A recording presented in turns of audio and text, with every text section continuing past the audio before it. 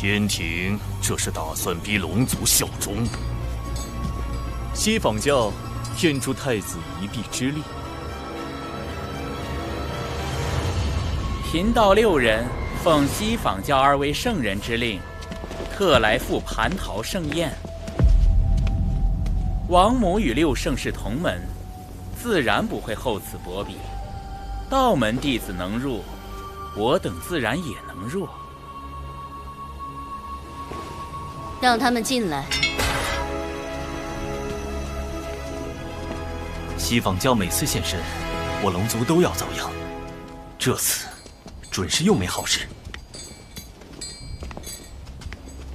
西坊教来的真是时候。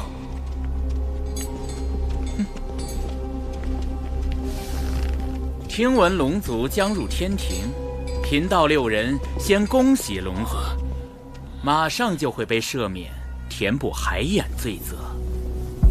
你在嘲弄我族？贫道并无此意，莫非天庭并未赦免龙族？这是撺掇龙族抬价不成，要亲自来抬了吗？龙族之罪乃天道所定，而玉帝却可调天道之力，赦免之事无非是降道旨意。敢问王母，此言可当真？你是在质问天庭？这里可不是四海。王母对龙族动了杀心，白莲在逼天庭选择，降旨是让玉帝冒着失德之险对抗天道，不降，龙族定心生不满，不愿效忠。怎么说，西坊教都立于不败之地。荒谬！若今日因龙族上天便免其罪责，那么来日是否也能因别的事再降罪责？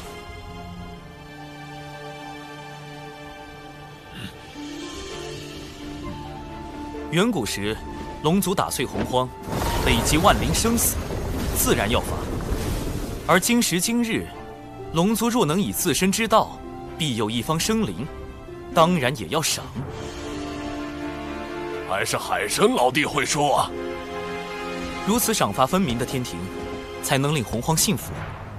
龙王以为呢？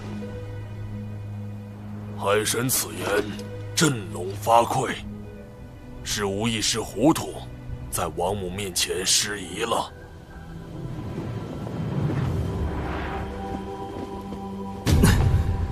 谁？是谁在看我？啊，这目光温暖柔和。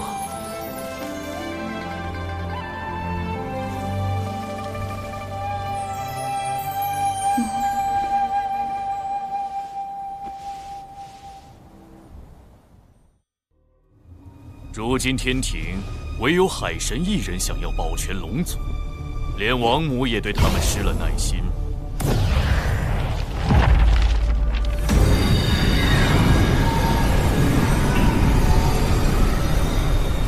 早逝，你还在等什么？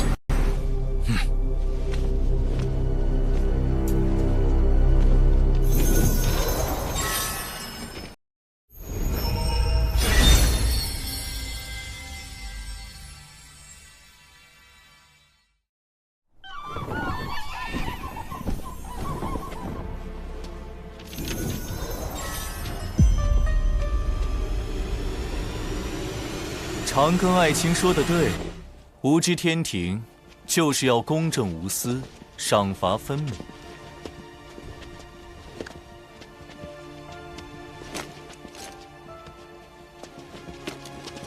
驯龙计划的最后一步，还是要玉帝来做，才能令龙族幸福。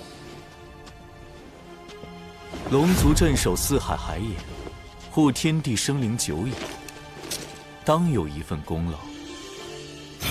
此诏得天道认可，这便是吾对龙族的嘉奖。如此，可信了天庭。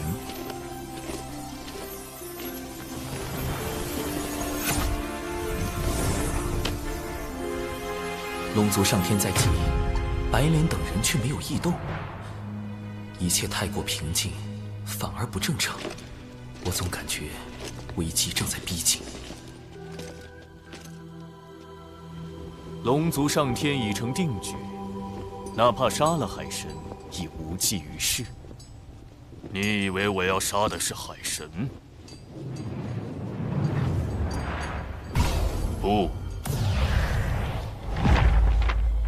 我的目标一直都是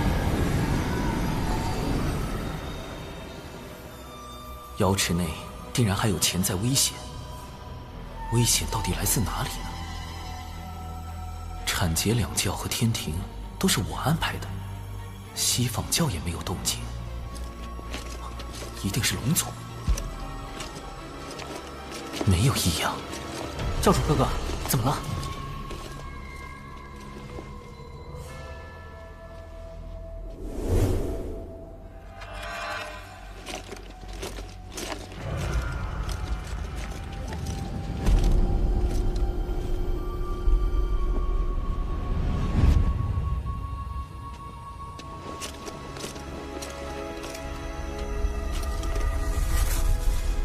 你父王有危险，快！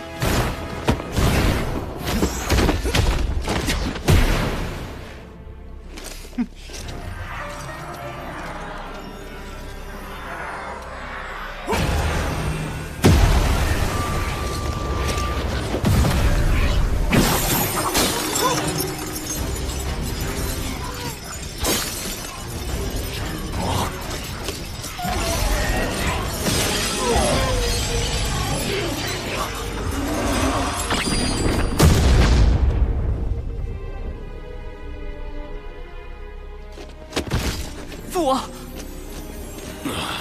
你们还是晚了一步。敖广的元神已经被射离此地，父王的元神在溃散。敖氏，你到底想做什么？做什么？我龙族乃远古霸主，如何能向天庭卑躬屈膝？你这个逆子！我劝你们赶紧放了我，否则敖广必死无疑。你当众袭杀龙王，不敬天庭，若放你离开，天威何存？龙族还未归顺天庭，敖氏作为西海二太子，怎么算，都该交由龙族处置。大哥受伤之时，定与妖庭脱不了干系。陆牙行事狠辣，即便我等归入妖庭，也难保日后他不会对龙族出手。三位叔父，如何处置敖氏暂且不论，当务之急是救我父王。无论敖氏背后是谁，其目的都是要破坏龙族上天。一旦龙王在天庭出事，四海必乱，得尽快找到解救之法。待火焰燃尽，敖广的元神就会被彻底吞噬，这就是背叛我妖庭的下场。隔空取龙王性命，陆压这法宝，当真诡异。只怕龙王未必能撑到海神想到施救之法。混元金斗可疗伤补元，能延缓元神溃散的速度。多谢云霄仙说。龙王乃大罗金仙，元神强横，本不该这么快就出现溃散之象。除非是来不及反击，或根本没有反击之力，能做到如此程度，究竟是……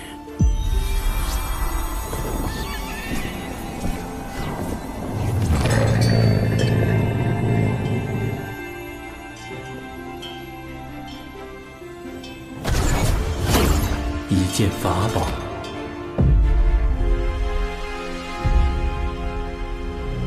太上老君此时现身，明显在给海神撑腰。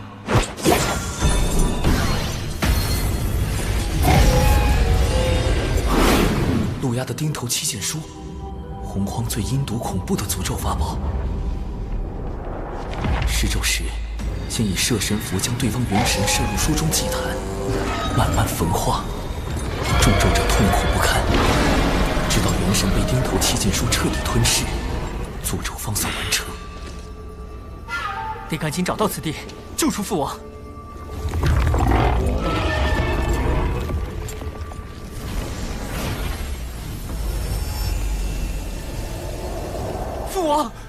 来不及了。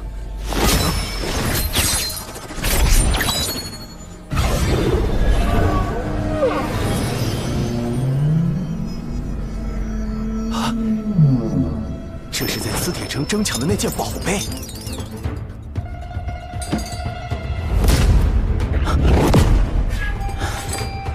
老君在警告我等，不得再干预龙族之事。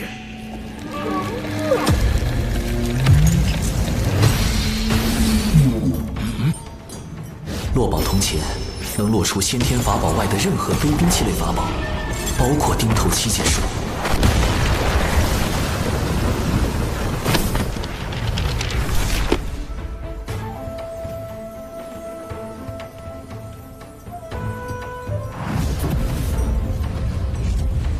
这钱币竟然让钉头七阶术失效。如今想来，海神不惜潜入磁铁城，或许早知此宝能威胁到太子。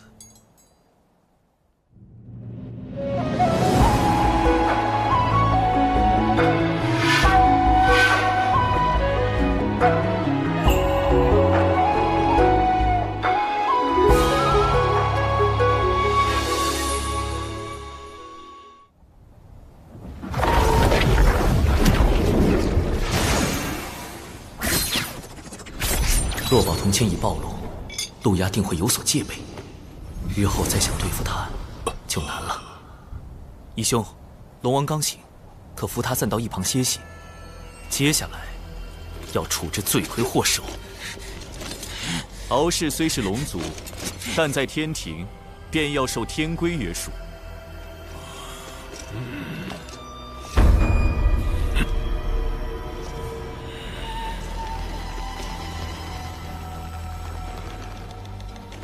敖乙听令，着天兵将敖氏拖去天罚殿，斩龙首，灭神魂。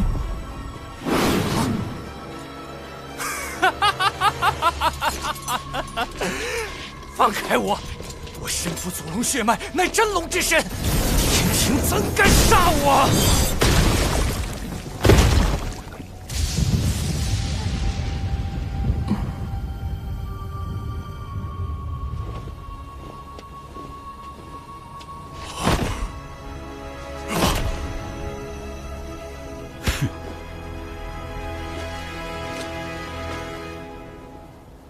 这次多谢海神出手相救，敖氏犯上作乱，弑杀亲族，哪怕回到龙宫也是要斩的，否则种族威信全无。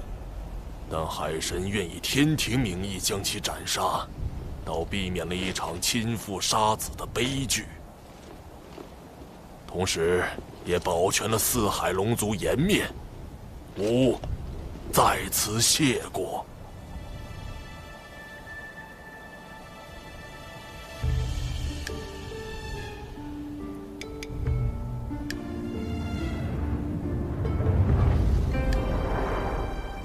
幸得天庭不弃，吾敖广，龙族之族长，愿率四海龙族归顺天庭，扬天庭天威。好，传吾旨意，将海神神权一分为4，封四海龙王为四海海神，授4阶神位，加授东海龙王敖广为3阶神位，总领四海海事。终有一日，我龙族所有子弟都会挣脱业障枷锁，不再受天不海眼之苦。龙族上天，海神老弟居功甚伟，怎么还被分走了神权？令晋升长庚爱卿为天庭水神，位列3阶，总领洪荒水势，另赐水神府邸1座。小神谢陛下。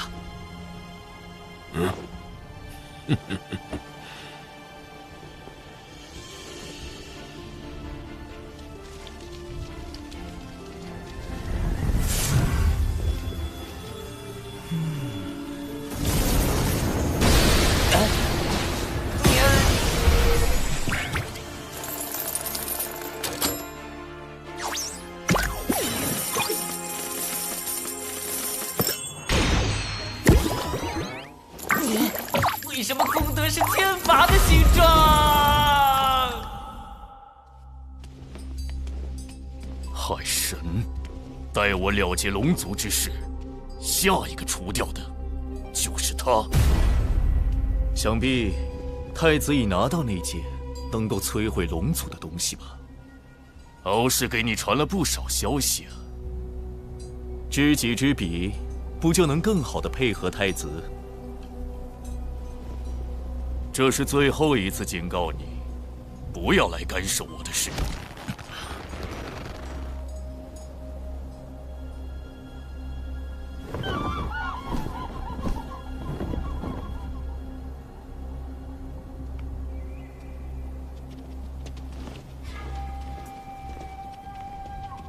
大法师，老君此前推算出的那件能危及洪荒的大事，是否已经避开？没有，而且危机已经在逼近。西方教和妖庭还有别的谋划？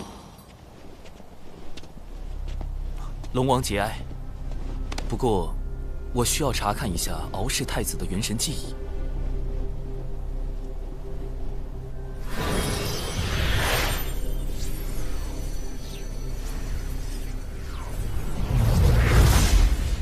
西海可有一位三太子？西海三太子，未来的白龙马。西方教现在就开始谋划西游新教了。必有龙鳞，此物非同小可。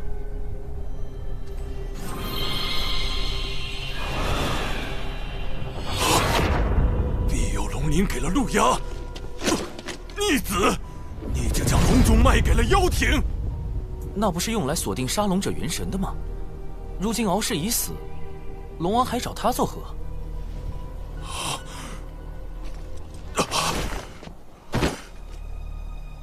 必有龙鳞是打开万龙阵的钥匙，倘若被窥伺龙族者得到，那海眼……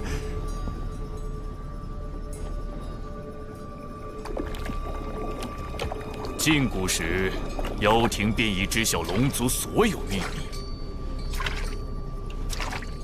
庇佑龙鳞，能庇佑龙族，亦能毁掉龙族。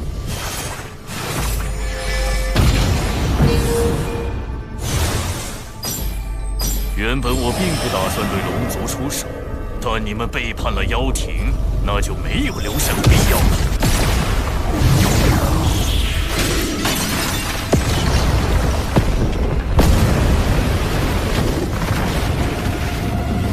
万龙阵已破，海眼就交给你了。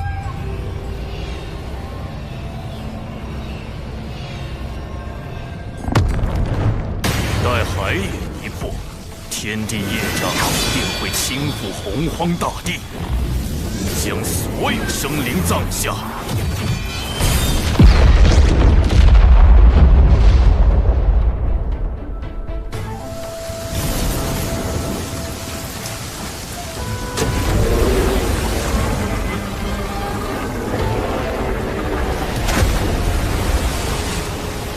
海眼开了。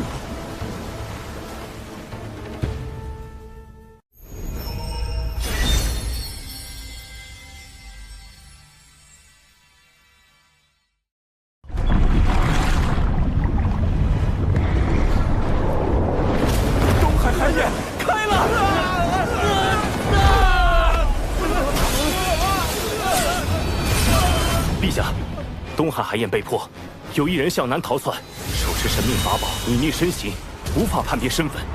东海的远古战龙以命填海眼，损伤惨重。远古战龙是龙族最古老的真龙，实力深不可测，多年来一直镇守四海海眼。什么人竟能在他们眼皮子底下破海眼？难道是陆压？他先用庇佑龙鳞开万龙阵，接着就破了海眼。陆压向来猖狂，上回还当众刺杀天庭之人，怎么会用法宝隐匿行迹？这不像他的行事作风。海眼已开，龙族必死无疑。太子殿下高明，您破了万龙阵后，故意让此人来开海眼，不但报复龙族，事后天庭也不能追责到我们妖庭头上。反正他们图谋海眼已久，我何不顺水推舟，陛下，镇守海眼乃我龙族使命，四海龙王先行告辞。今日事关龙族存亡，还请教主哥哥相助。龙族既已归顺天庭，天庭不会坐视不理。长庚，吾将此事全权交由你，再派华傲天将军率天兵从旁辅佐，你们务必守住海眼。小神领命。今日海眼灾祸，还需诸位道友帮忙。不知三位仙子能否？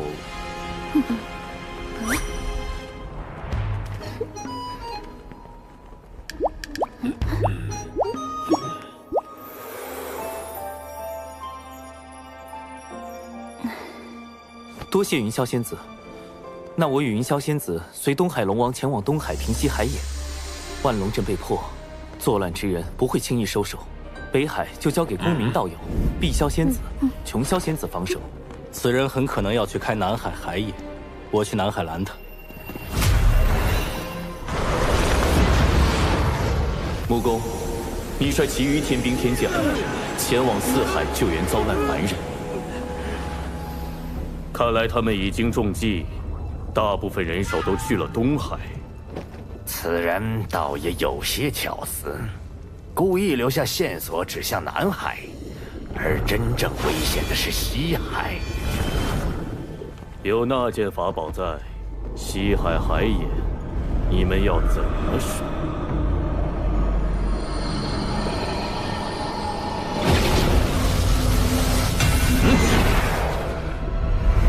急如风，月如火，烽火蒲团，起！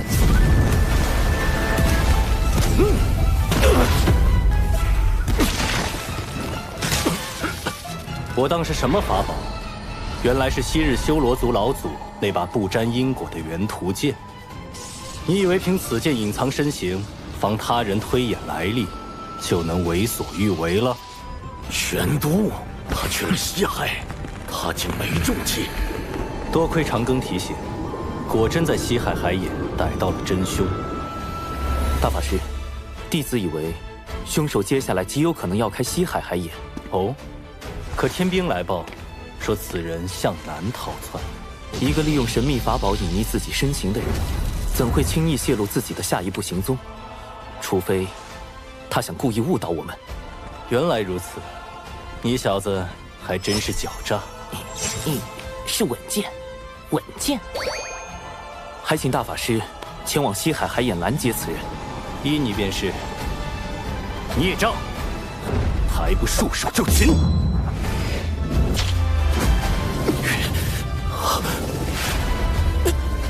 乾坤遁法，银汉迢迢，移星换斗。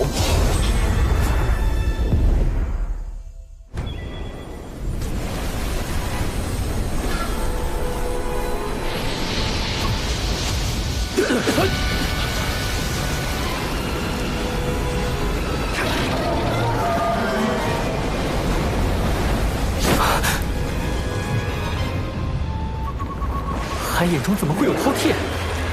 这并非真正的饕餮。海眼开启，必须龙族以命相填。任何他族之人靠近，海眼中的业障便会凝成此类凶兽，将其阻拦。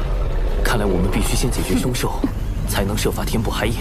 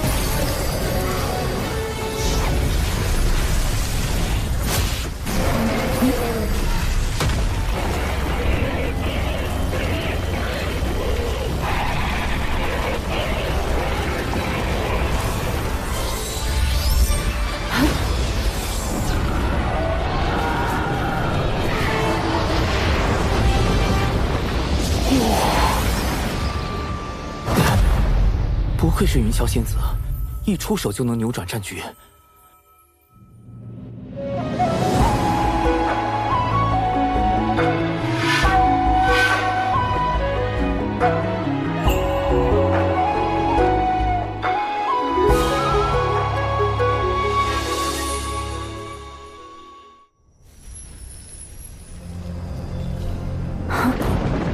那是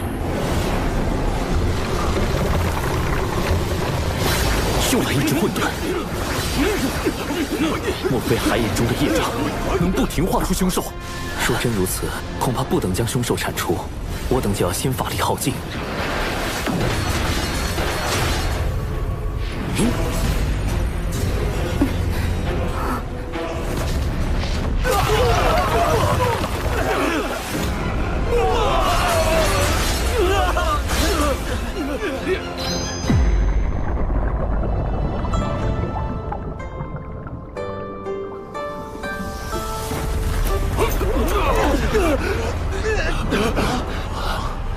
师尊，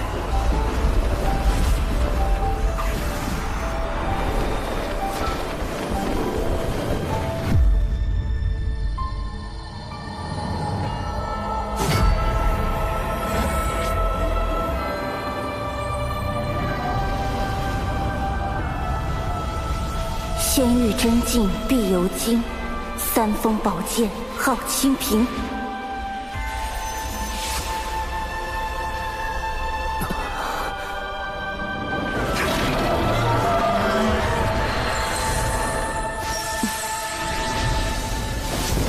海眼遭难，我师尊通天教主特赐此清平剑，助东海平定乱局。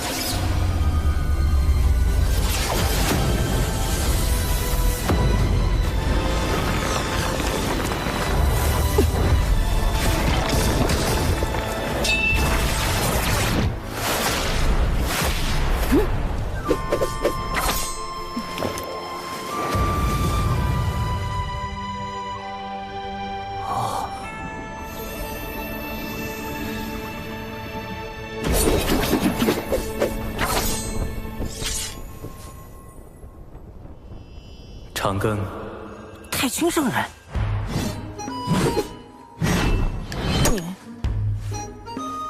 就这？海眼灾祸为功德可平，此定海神针于你。定海神针，太上老君亲手炼制，曾借于大禹治水，测定江河湖海深浅。今夜就让这件功德法宝再平定一回东海暴动，弟子定不负所托。你若有灵，当显灵性。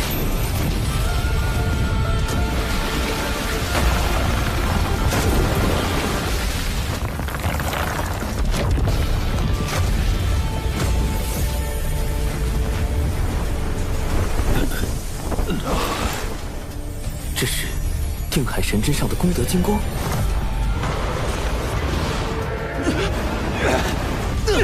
莫非海眼不是要龙族填命，而是因龙族业障缠身，并无功德，才要龙族用填海眼的方式获取功德，以抵消海眼中的天地业障。太上老君所言功德，原来是这个意思。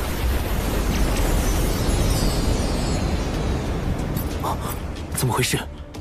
此前已有那么多龙族填进海眼，现在加上定海神针，难道功德还不够？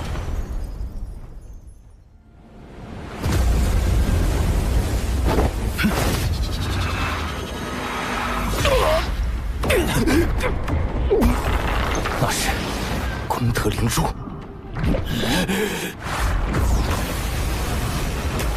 长寿，功德灵珠是金蝉。原来先前填海眼的功德被金蝉暗中窃走了部分，功德灵珠已被我击中受损，无法再吸取你们填海眼的功德。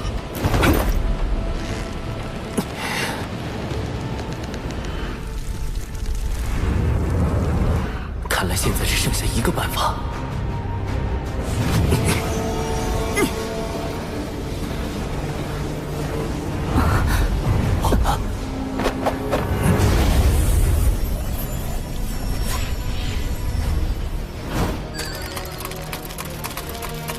道友，需要我们做些什么？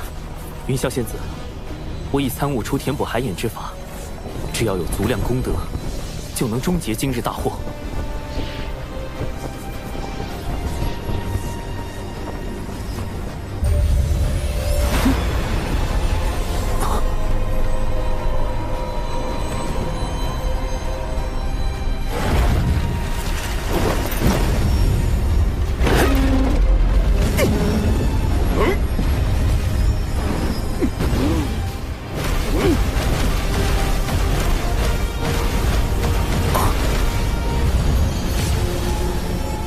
分守各海的三教道友，请速来东海，注入功德，即可平息海眼暴动。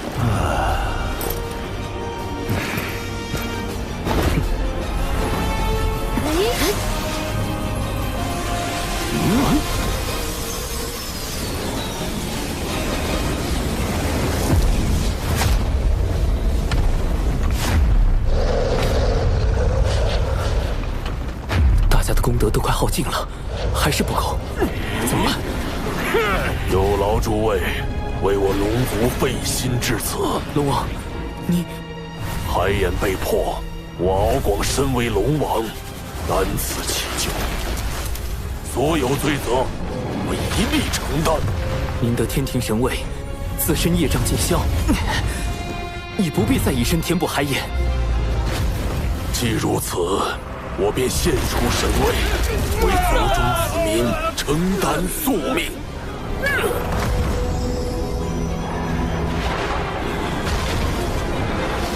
父王，我敖以愿替父献出神位，护佑东海龙族。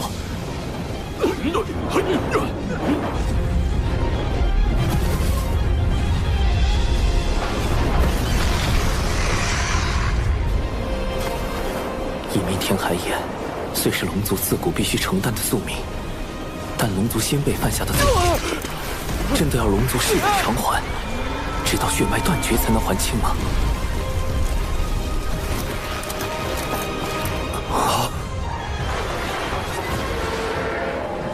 若天道不管，我该怎么办？剩下的交给吾来做吧。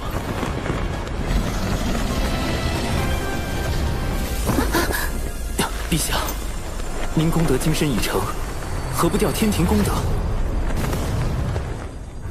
迟疑片刻，便是生灵涂炭。吴昊天既为玉帝，愿为苍生故。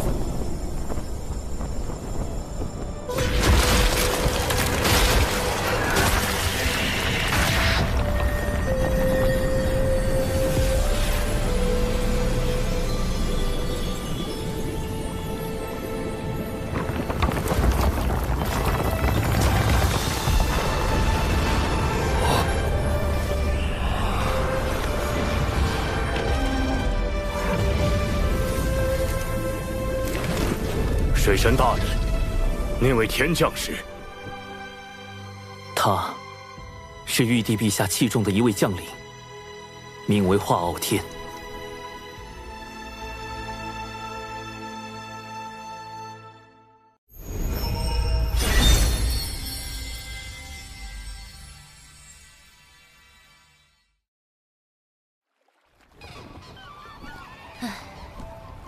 未经道祖应允，私自动用功德金身填海眼，道祖必会降罚于你。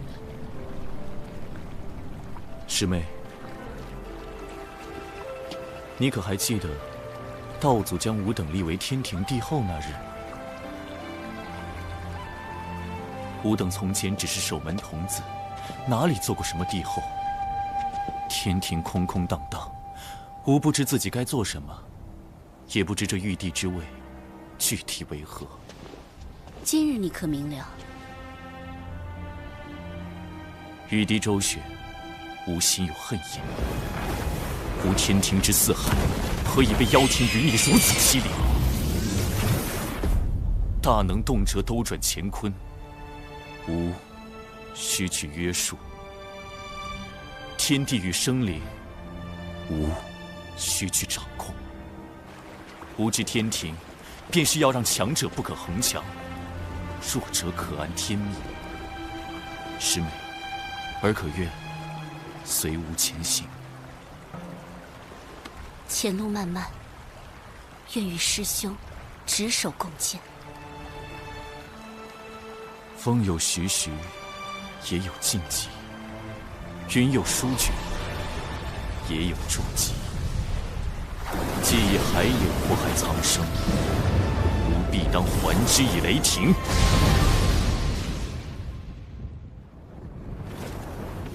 昊天，你为了收复龙族，还真是舍得下血本。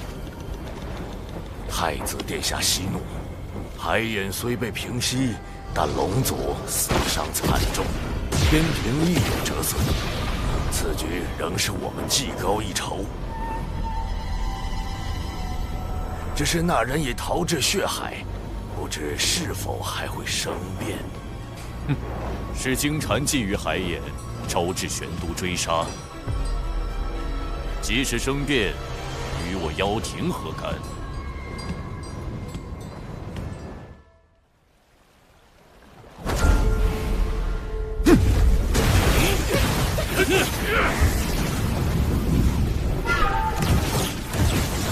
金蝉开启海眼，其罪当诛。若修罗族要做他的帮凶，贫道当以同罪论处。血海不枯，修罗不死，玄都大法师能奈我何？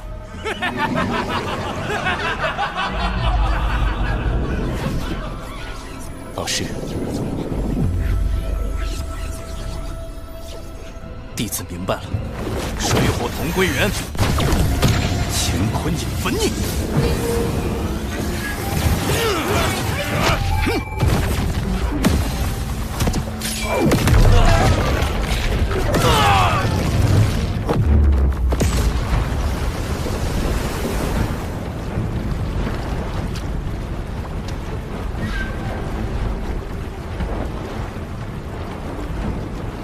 不好，金蝉利用修罗族拖住大法师，趁机逃脱了。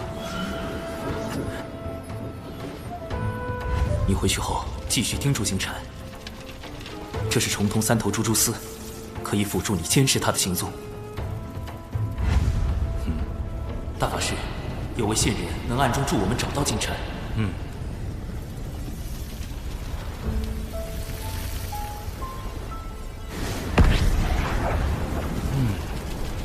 还真是线人。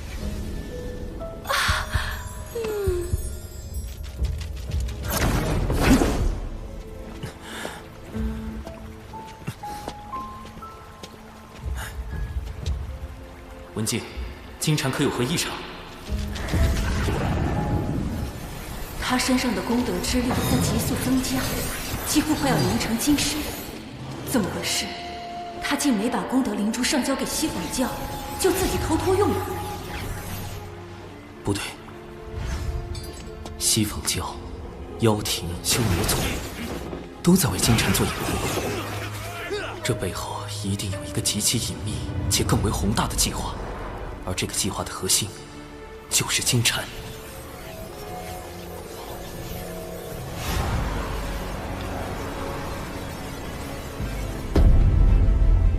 西海可有一位三太子？金蝉在找西海三太子，白龙马，加上他自己，西游。一旦金蝉修成金身，转世后的灵童便是取经人。西行之路一起，西坊教大兴必成定局。麻烦啦！我填在东海的定海神针，不就是大圣未来的金箍棒吗？怎么封神大劫还没开始，西游就要登场了？难道西坊教要提前大兴？道门要提前出局？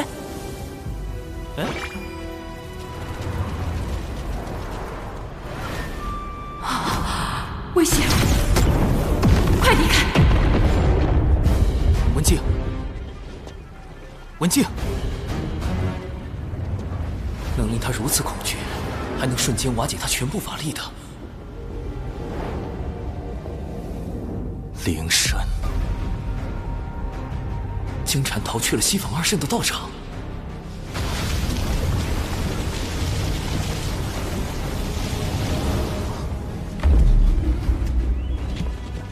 灵山乃西坊二圣清净之地，何人敢来生事？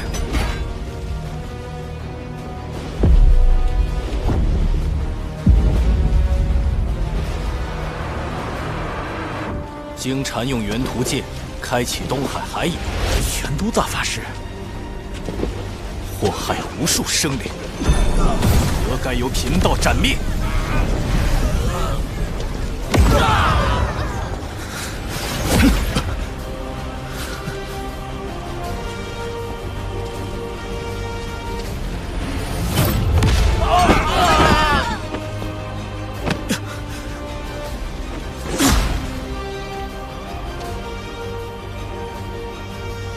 专题是书，为何阻我？一叶障目，七宝妙术。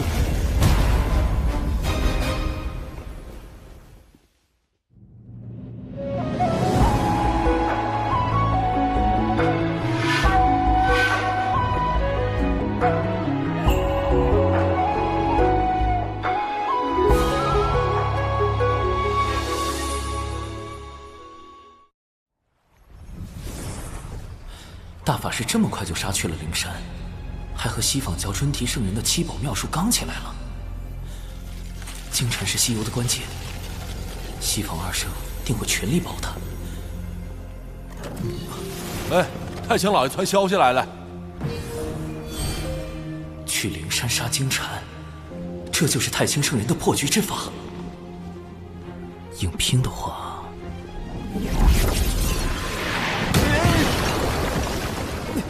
太清圣人息怒，弟子刚修成金仙，经禅却已是大罗，况且他还有元图剑，背后还有西坊教2位圣人。我一个小小金仙，如何当着2个圣人的面杀一个大罗？别说帮到大法师，起码不能给大法师拖后腿啊！哎呀，你这怕啥呀？那金银天天搁外头溜达，搞什么玩意儿普度众生？灵山里也就准提一个圣人，那本塔招你，以后咱就干呗。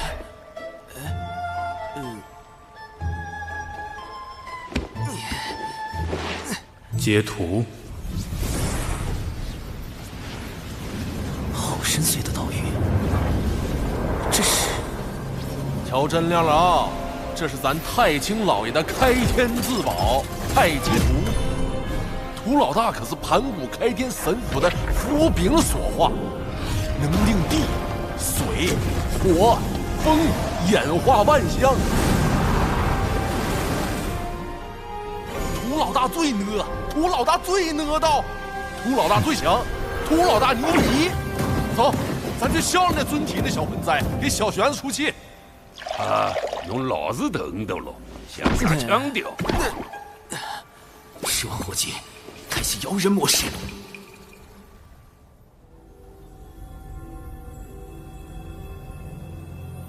既来灵山，远离颠倒妄想，因果可灭。玄都是指离开吧。若弟子拒绝呢？如此，吾便只有带太清师兄度化失职一番了。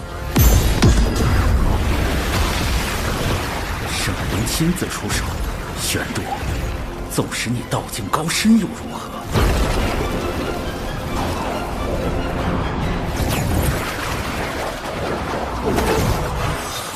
万劫化妙术，庄严明清。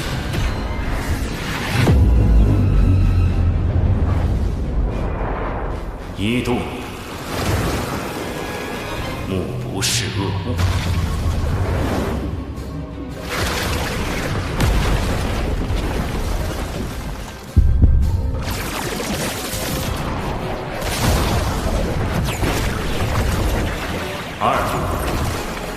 耳不闻恶声。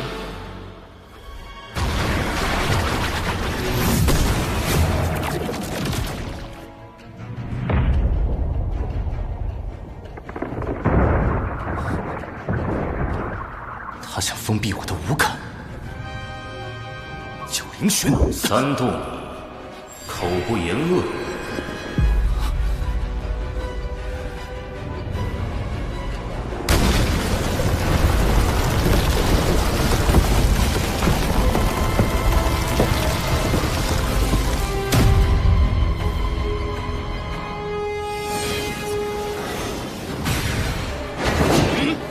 大法师得罪。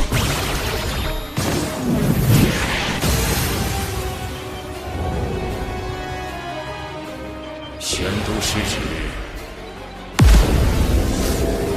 静心无真知。一臂万起，剑气清平。是截教通天教主的清平剑。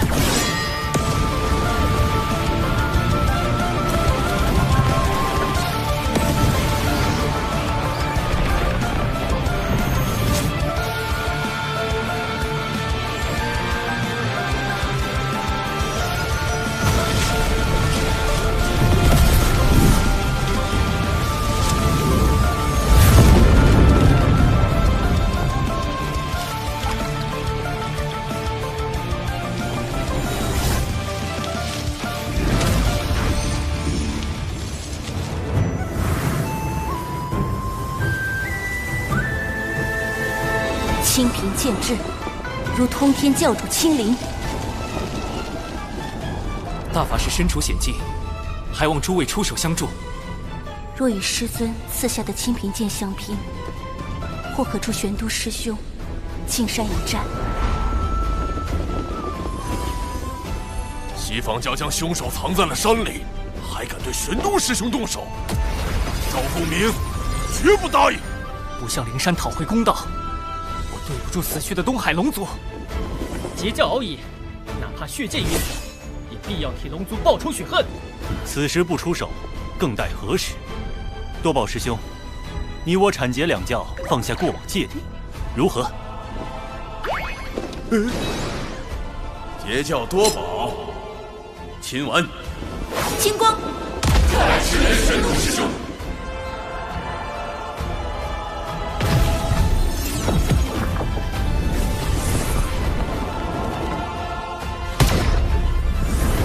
阐教广成子，奉师尊元始天尊之盘古幡，问责海眼事宜。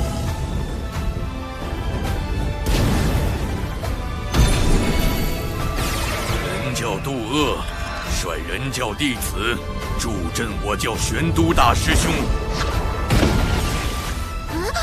小叔叔传信说大法师摊上事儿了，大家跟着我一起上。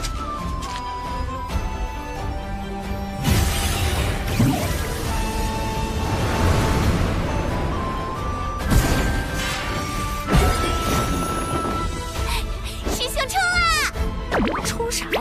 我们是来凑人数的，真打起来可别犯傻。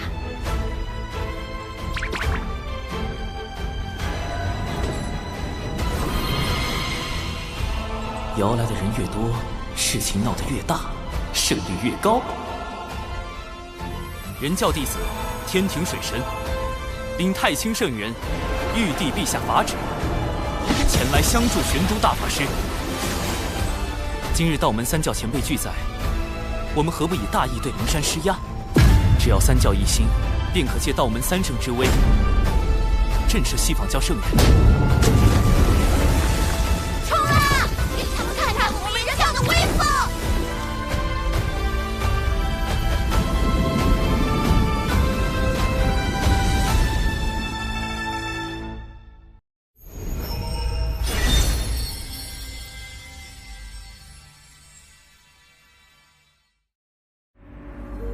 人阐截三教弟子居然都来了。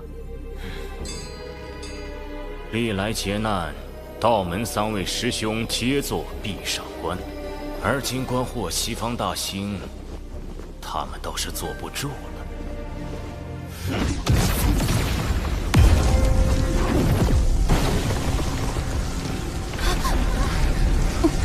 大家小心！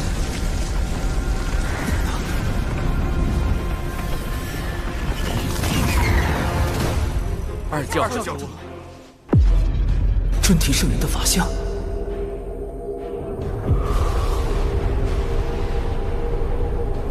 这就是圣人的压迫感。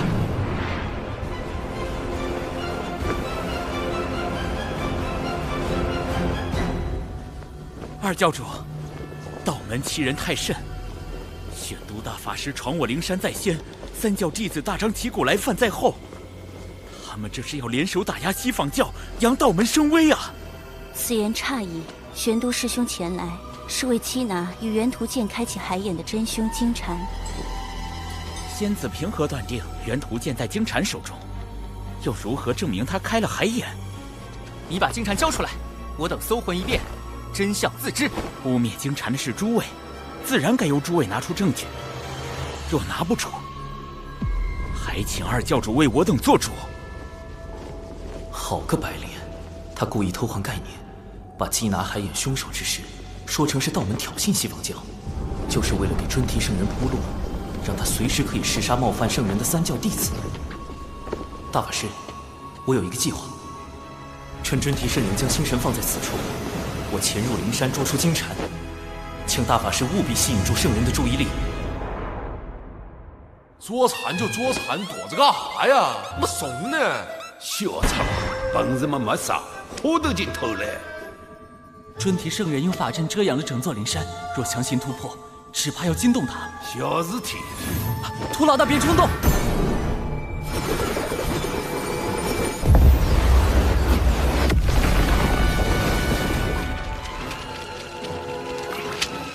太极图的气息。大法师，快掩护我！尊提师叔，我向老师借来一缕太极图微能，可推演出此间真相。究竟是师叔的记名弟子金蝉蓄意谋划海眼劫难，还是我等执意冒犯圣人威严？在吾面前，你当场推算，若算不出来，污蔑金蝉、冒犯灵山的罪名，你一人承担。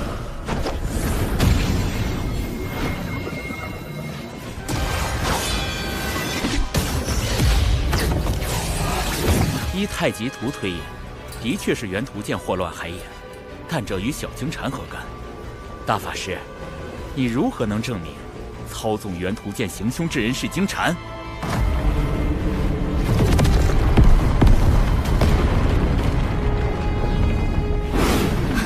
尊提圣人，这是要下杀手！救救师叔，咱们不是来凑人数的吗？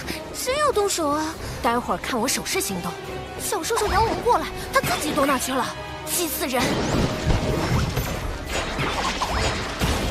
纸人军团入山寻蝉，快！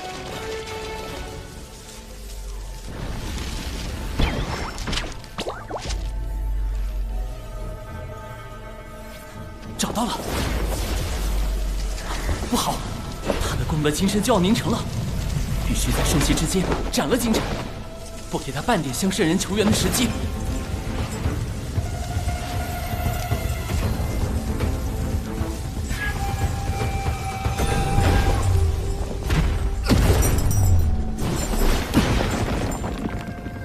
你是何人？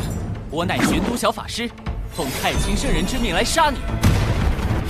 人教太清圣人的开天至宝太极图，太清何时有多了位弟子？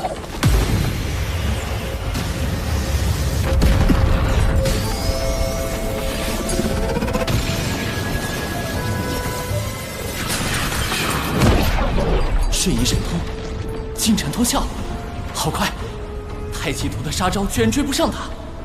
哼，太极图虽强，你却太弱，白白浪费了他的威能。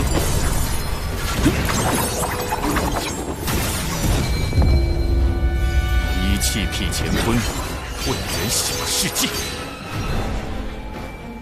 凭空划破乾坤，开辟混元小世界，这就是大罗级别的神通吗？开！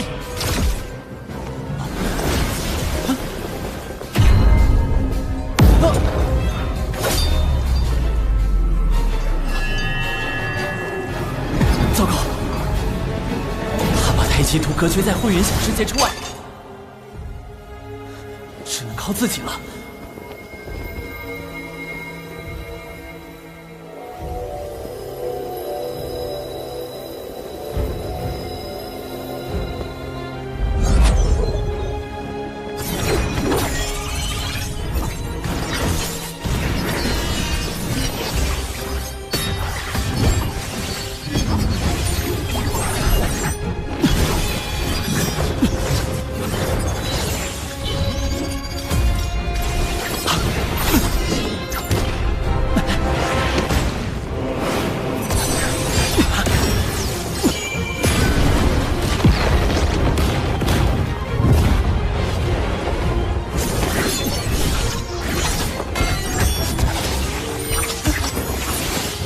在我的混元小世界里，阴阳、五行、方位，皆由我来制定。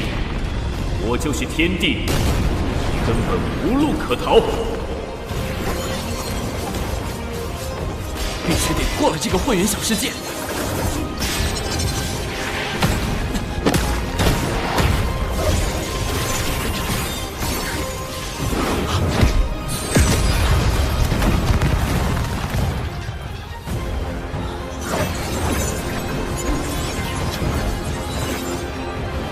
小法师，你的死期到了。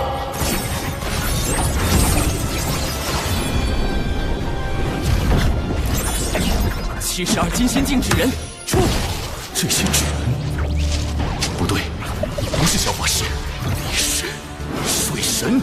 纸人1队顺时针方向运动，纸人2队逆时针方向运动。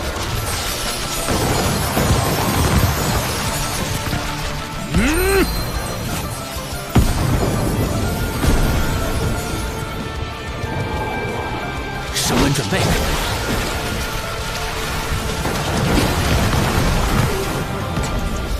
提速，提到光速，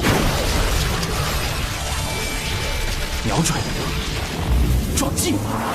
这是什么？分明是纸人对撞，却能在瞬间产生出堪比太阳星的能量。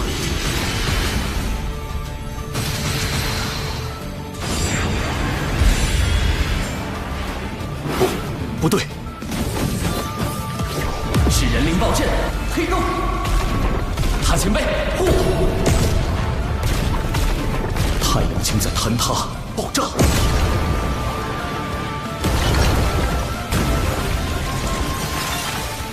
我的混元小世界要被撕裂了！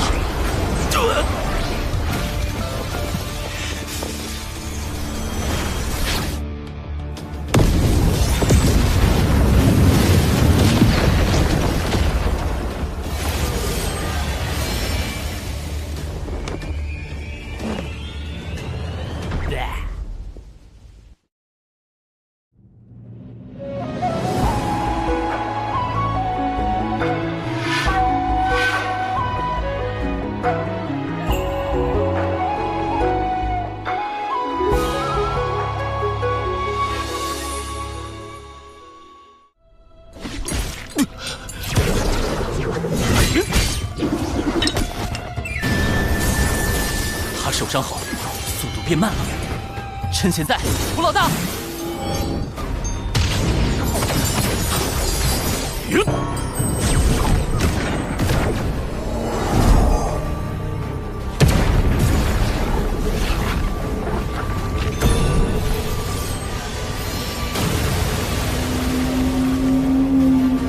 两仪分日月，太极归无极。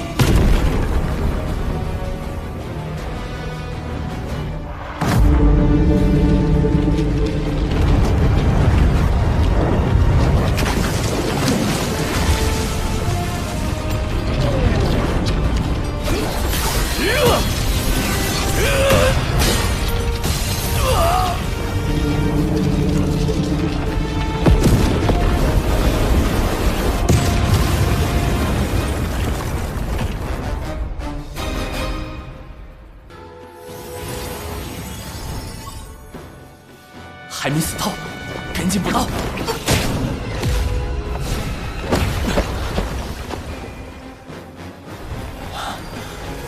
灵气宝妙术都到了，也就是说，准提圣人来了。妄造杀孽，扰我灵山清净地，你好大的胆子！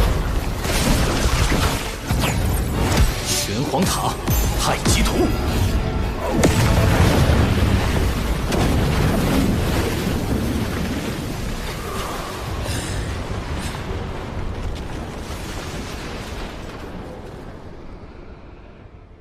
今日有我玄都小法师在，谁也伤不得敖乙殿下。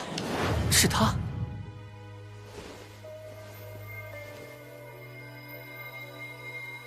专题师叔，元图剑残片在此，足以证明荆禅就是操控元图剑引发海眼之乱的罪魁祸首。事关海眼劫难与天下苍生安危，还望圣人严查。切莫被金蝉这个心术不正的鸡鸣弟子所累，污了圣人威名。尊提，你敢当着三教的面杀人灭口吗？大法师，小法师，太清师兄真是收了2个好弟子。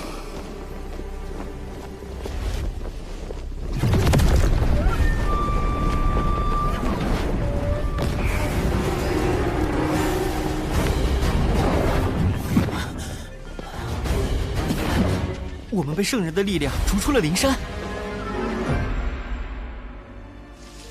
既是猎徒生事，我自当施以惩戒，让他为我西坊教大兴献出法身。今日之因果，随着猎徒消逝，一并了断。圣人的力量好恐怖！那位玄都小法师真厉害，竟敢打进灵山，落圣人面皮。倒是不知他和玄都师兄有何渊源。此生死。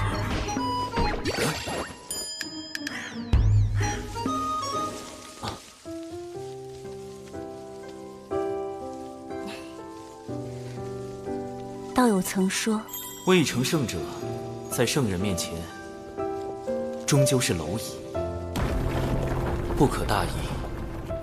道友亦要珍重自身。他认出了我。多亏道友将那金蝉绳之以法，以感激不尽。是我失手，未能彻底斩杀金蝉。圣人神通高深莫测，绝非凭借至宝就可战胜。况且，你已然将金蝉打回原形，击进深陨道消，他即便恢复元气，也要上万年。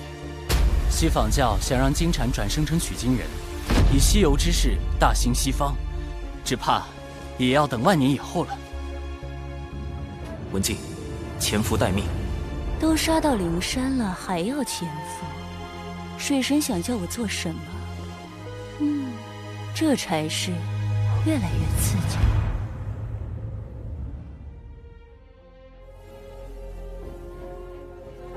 哪怕有功德保持温养，也没有丝毫生气。萧江禅彻底废了。道门这是要毁了我西坊教大兴的机缘。如今道门已至巅峰，往后必是由盛而衰。见证这般强大的道门渐渐淹没于洪荒的尘埃中，岂非幸事？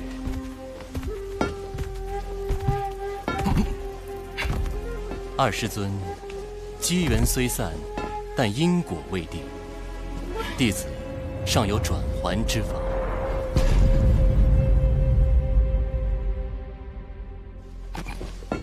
谛听，谛听，聆听万物心意。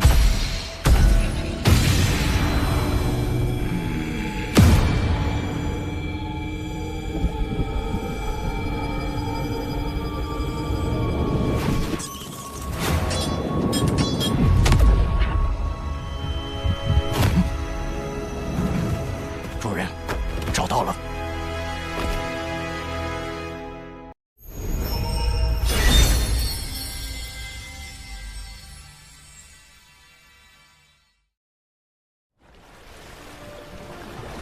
灵山一战虽未能斩杀金蝉，但亦震慑了西方。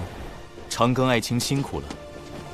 此次海眼被破，龙族死伤惨重，终究是小神谋算不足，请陛下降罪。爱卿已尽全力，何必将罪过包揽于自身？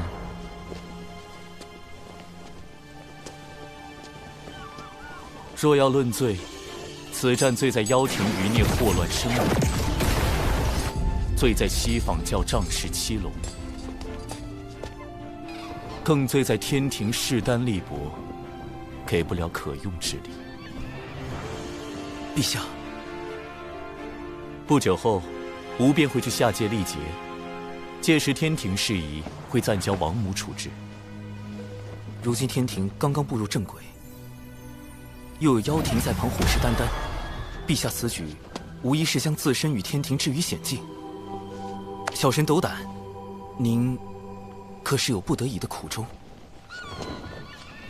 果然，瞒不住爱情。海眼破开之时，按天道之意，必须由龙族以命去天。哪怕龙族已归顺天庭，却还是得不到天道的垂怜吗？天庭本应顺应天道，但吾以功德金身镇压海眼，违逆天道，自当受到责罚。可陛下此举，庇佑了无数生灵，如何能……这就是天意，这就是天道。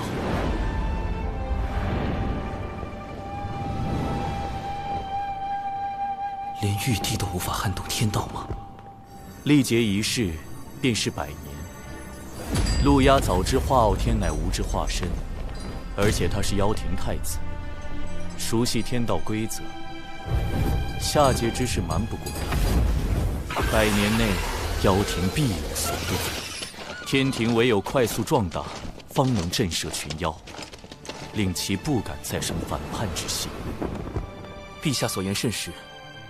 眼下天庭要强大，就必须先强兵。说得好，今日你我不论君臣，好好聊一聊这强兵之路。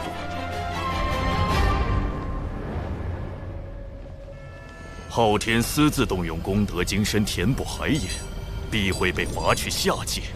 上次道祖红军拦我，是为保护昊天，而今昊天将暂离天庭，正是妖庭举兵伐天的大好时机。东西何时能练成？尚需100年。100年？那时昊天早已归位。不行，此物关乎伐天大计，必须设法尽快练成。西榜教地藏前来拜会陆压太子。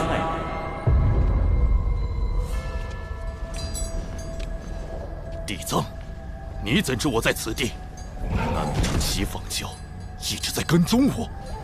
贫道在3000世界及5部洲游历多年，自有寻踪之法。殿下，此人应是西方教结阴圣人最为青睐的那位弟子。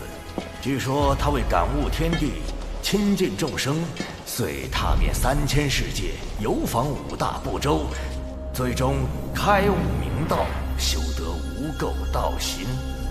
西方教派他过来，只怕所图不小。太子不必如此戒备。贫道此来是为接替金蝉师弟与妖庭商谈合作事宜。我灵山需要借妖族之名义，以报天庭道门所辱之恨。我与西方教的合作，并非互帮互助，而是各取所需。要让妖庭冒着被多方势力针对的风险，灵山能给什么？太子记挂的那件东西，贫道有一法，可助其早日练成。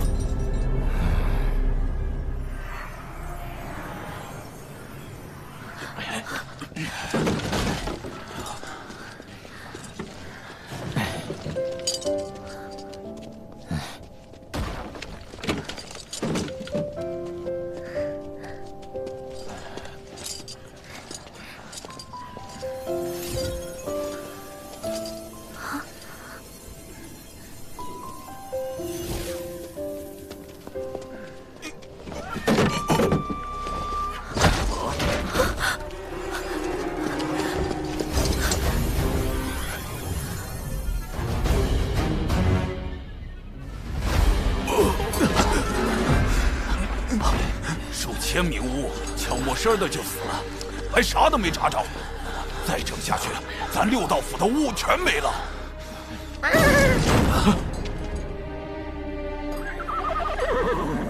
你是说找天庭水神？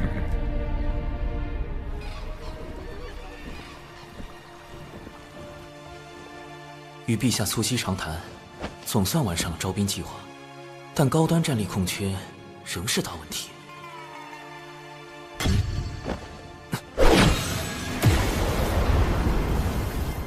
咱来找长寿，也不好吓着他的同门。头套。乌牛乌马。他们找我干嘛？此事不宜惊扰门内。长寿，你牛哥，嘿嘿，咱这次来是有事相求。六道府有难处，元帅尽管言明，只要力所能及，我定斟酌而为。哎，力所能及后面，不应该是全力以赴吗？是这样的，我们巫族肉身强大，连修罗族的毒都能硬抗，更别说生病了。但最近常有巫莫名死去，蹊跷吧？修罗族一直与巫族打仗，这事有没有可能是他们所为？你们人教大法师刚虐了那帮杂碎，他们现在还泡在血海养伤。我们本打算乘胜追击，却不想出了这档子事，只能休战。我们此来是请你拜托水神，去跟天道求个情。元帅认为是天道在施罚巫族。这事说起来老尴尬了。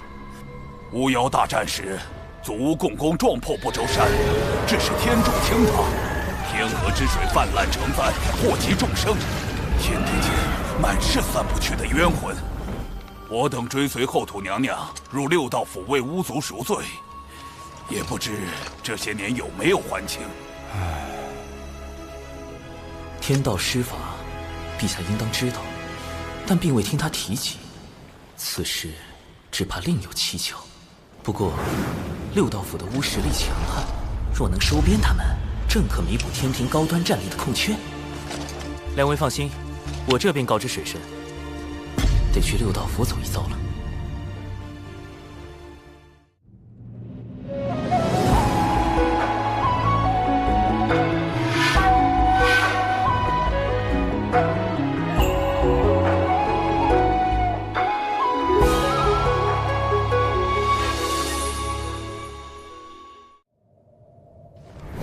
做兄弟，转生不必急。六道府欢迎水神。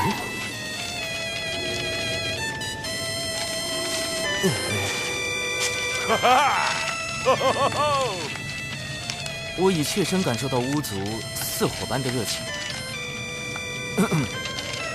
这个，我已请教过玉帝陛下，六道府之事并非天道降下的惩处。不过陛下对巫族颇为关注，命我彻查到底。这回妥了，判官大人从没夸过人，连夸您城府深沉，诡计多端。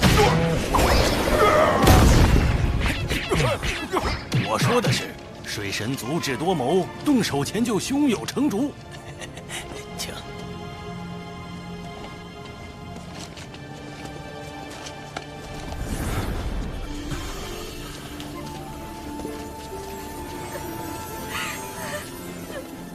那桥也有巫出事了，快！如水神所见，这便是巫族现在的情况。看来，巫牛、巫马先前都是强作幻想。巫族的情况实在是不容乐观，没有外伤，也并非病症，这些都是突然就死了吗？我们排查许久，未发现异样。这才将其归于天罚。这种情况持续了多久？最先出问题的是哪些巫？约有月余。最初只是些寿元将尽的巫，但后面死的远未到人书生死簿中记载的寿数。此事确实透着诡异，眼下只能一个个排查了。诸位，请检查一下六道府的水源、食物以及制衣材料。可有投毒迹象？出问题的是整个六道府，要覆盖如此大的范围，只有阵法。六道府内可有阵法痕迹？可否带我去看一下那些巫的死亡地点？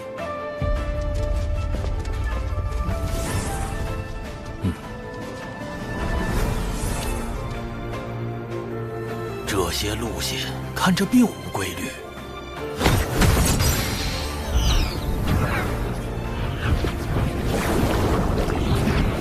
这里怎么会有精魄？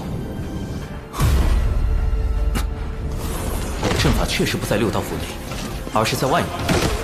那些巫的精魄经由地脉，被阵法吸到了别处。我进去探查，这里便交由各位了。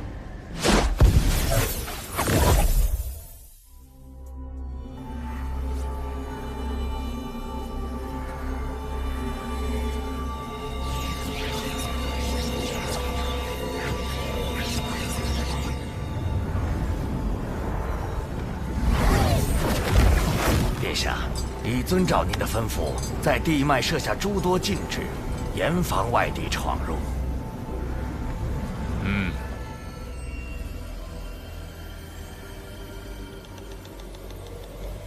这条地脉是唯一一条连通六道府所有地脉的主干，巫族精魄也都归于此脉。沿着它搜寻，定能找到问题根源。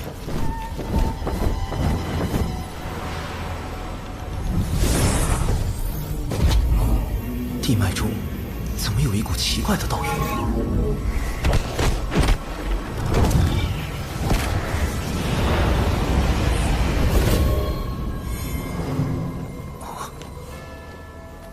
这里被改动过，似是接续了一段新的地脉。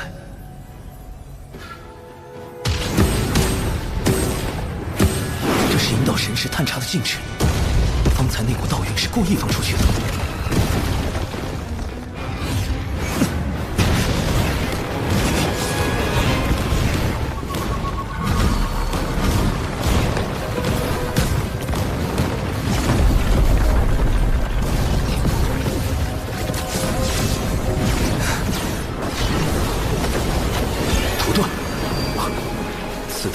五行之力，用不了五行遁法。地脉是唯一的线索，无论如何，必须在它消失前到达终点。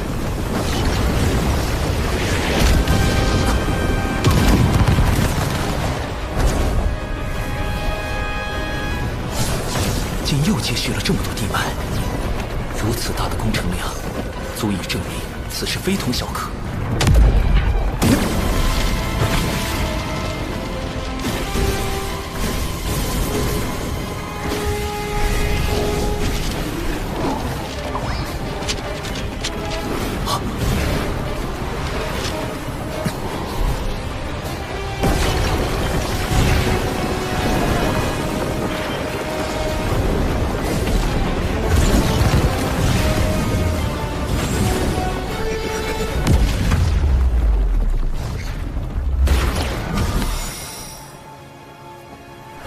找到了，这么多巫族精魄，幕后黑手究竟想要干什么？神识被隔绝在外，看不到阵内，如此，便只能借太极图一关了。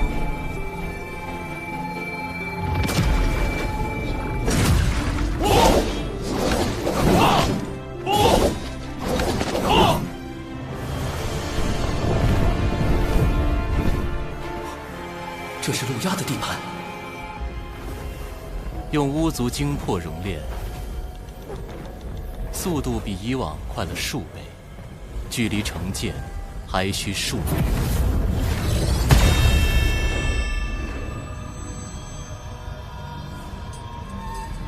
有噬天剑在手，便可无惧天道之力，破开天庭各大天门，杀入凌霄宝殿。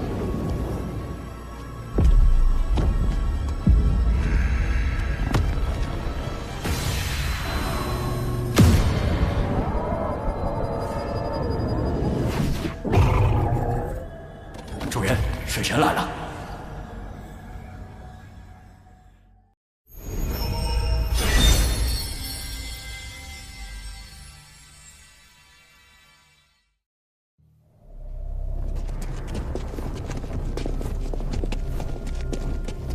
陆压在此处搜集了大量巫族精魄，还派这么多妖兵镇守，到底在谋划什么？要找回六道府巫族的精魄，我必须进去一探究竟。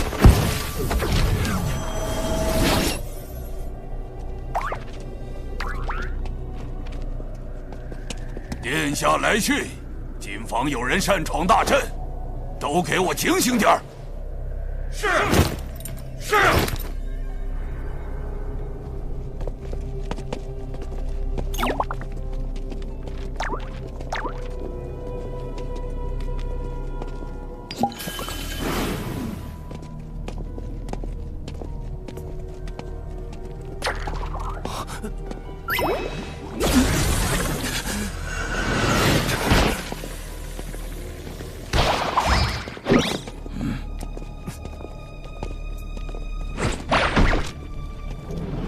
此地妖兵粗略估计有10万之数。看来上回我端掉磁铁成兵器后，漏牙反听的贼心不死，便在这里重新整治妖兵。只是这与巫族有何关系？水神已进入妖生山。哦，我这坐骑唤作谛听，可探查万物心声，包括太子你。水神潜入妖生山，且不说山外大阵何等精妙，以我的神识也未能察觉，他怎可能探查？水神潜入妖生山，且不说山外大阵何等精妙，以我的神识也未能察觉，他怎可能探查到？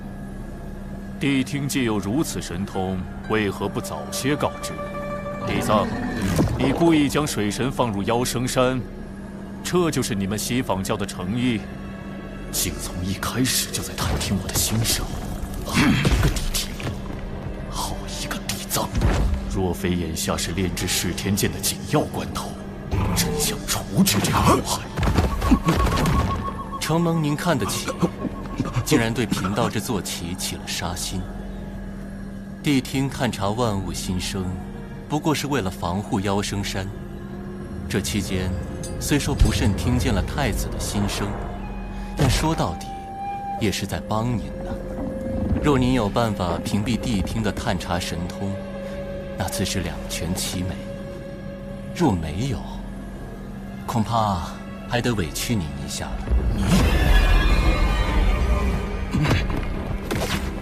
主人，太子，水神已到祭坛外。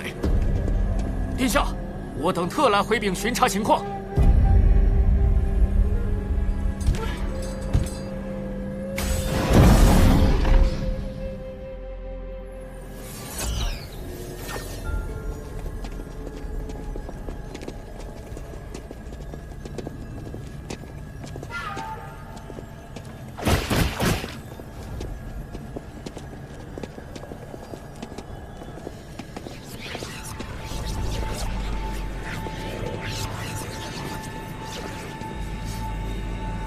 炼剑精魄，这里是个祭坛。路牙通过地脉吸收了大量巫族精魄，并将其献祭，用以炼制这把充满阴煞之气的凶剑。他为什么要炼这把剑？难道是为了对付天庭？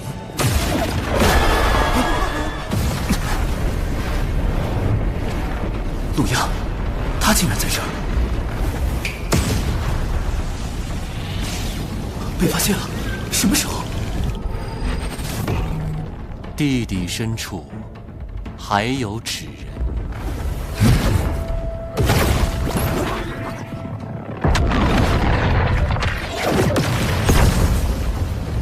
不好！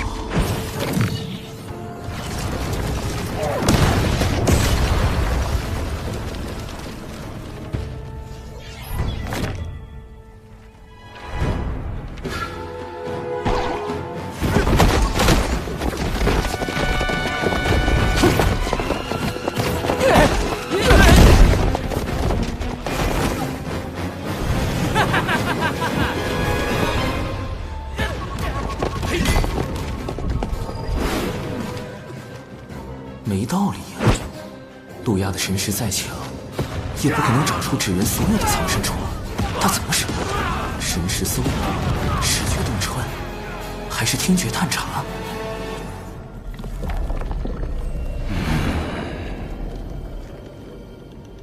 路亚旁边的一人一狗，看着装颇具西方教风格。莫非是京城的妓女？西坊教派来与陆衙接洽的？西坊教听觉探查，难道？走！不能多想，不能多想，不能多想！太清圣人的道场斗帅宫，一定能避开这探听神通。大法师，救救我啊！地藏，我这就用太极图推演一番。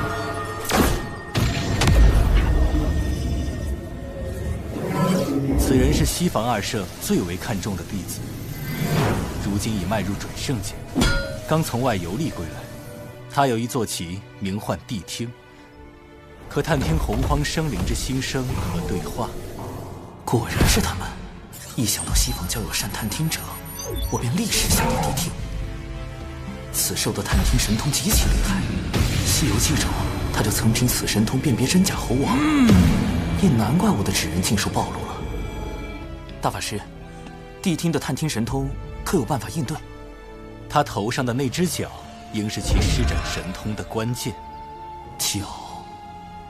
难道是类似于信号发射器一类的东西？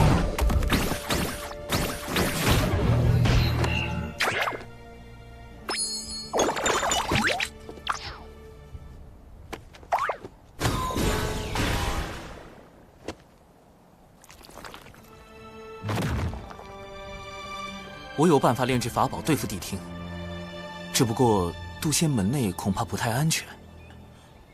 你小子不就是想在兜帅宫炼法宝吗？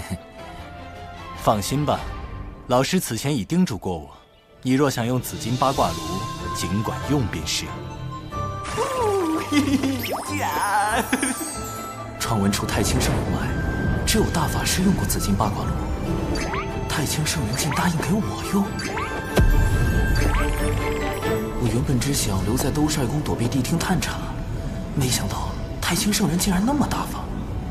不止如此，太清圣人将紫金八卦炉借给我，代表了他对陆衙炼剑之事颇为重视。看来此事不仅仅是涉及巫妖两族恩怨那么简单，背后恐怕另有隐情。谢太清圣人，谢大法师。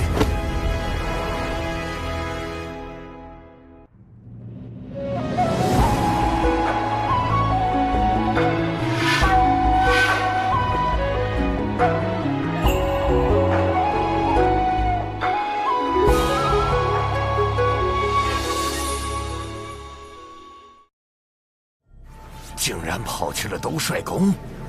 太子殿下，此事若惊动太清圣人，洪荒诸事瞒不过圣人。之所以未及时出手，或是心中另有计较，或是不便亲自出手。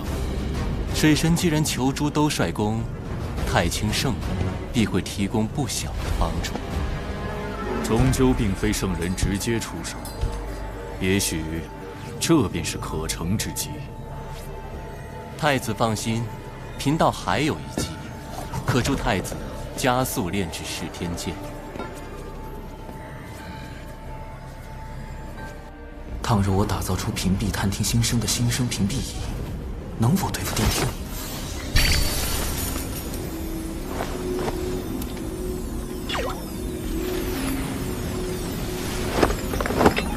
师兄，不好了！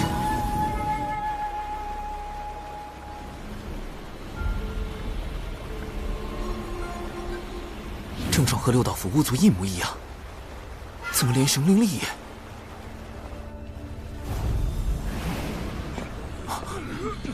熊寨怎么也出事了？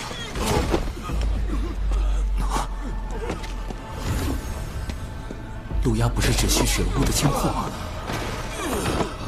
为什么连熊寨也……他身上怎么有巫的气息？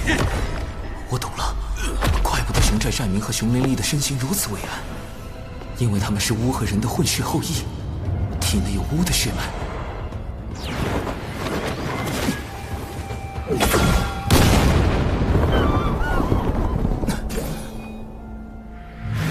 兜帅宫中一草一木，尽都内源无穷。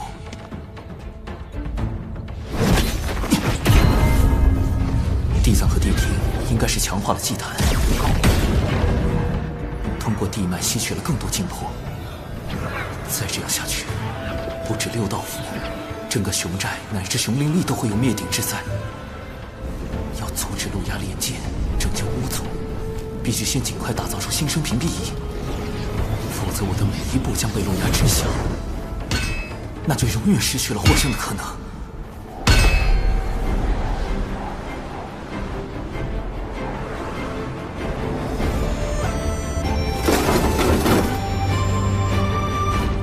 成功了！新生屏蔽仪能够阻止别人探听的法宝。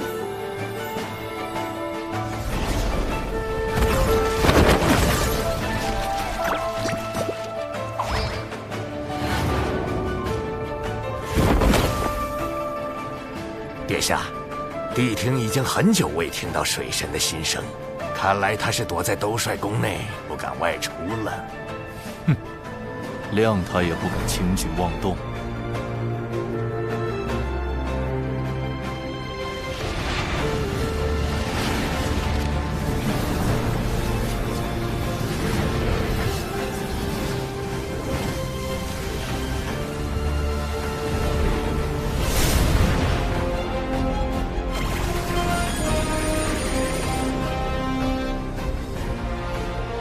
综合小指人的监视，陆压与地藏谛听目前应该是分头行动。陆压专心在祭坛炼剑，而洪荒各处出现的大量祭坛，应是地藏和谛听的手里。熊寨死伤的家具也与此有关。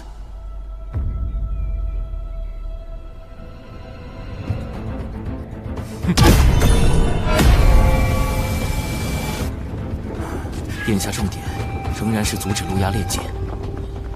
陆压现在半步不离祭坛，我不可能在他眼皮子底下动手脚。